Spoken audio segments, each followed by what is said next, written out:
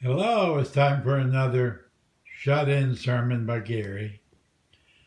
Today is July 12th, Sunday, 2020.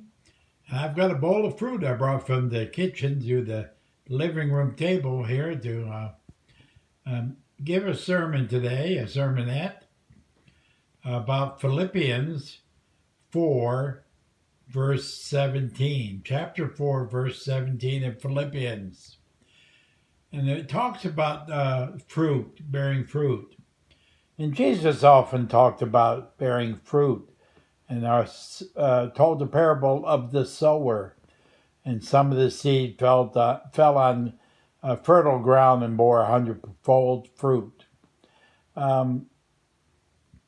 This bowl of fruit, though, in this verse, I want to bring into your mind a concept about fruit that Paul is talking about to the Philippians, about how they had given resources to help him on his mission trips.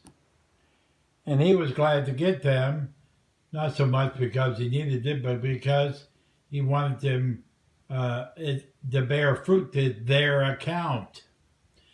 Bear fruit to their account. And I thought about this, and I thought then about ways that we bear fruit because other people have borne fruit and helped us on our walk with God. I remember the pastor that had one convert one day, and it was Billy Graham. And it was the biggest convert he ever had as far as going forth to bear fruit. Billy Graham went on to convert thousands, tens of thousands of people.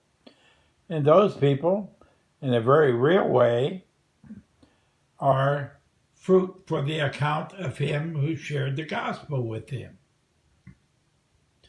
As we keep sharing the gospel, doing good deeds, helping the poor, visiting prisoners, giving a kind, encouraging word from the Bible to a friend who's in need, we bear fruit with them. It may even go beyond the time that we are alive. After that pastor passed away, Billy Graham was still bearing fruit that he initiated in Billy Graham's heart by sharing the gospel, by introducing him to the Lord of the universe, to the King of Kings. Have you said a kind word to somebody, maybe written it in a letter, a Bible verse to your cousin or something? Maybe that letter will be read 100 years later by a relative and bear fruit in their heart.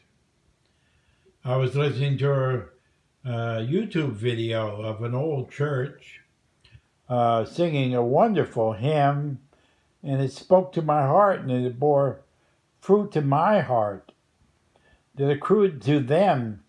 Though this recording was very old, and many of the people I imagine were dead, and the author of the hymn is long dead, the lyricist and the composer, but they are still bearing fruit while they're up in heaven.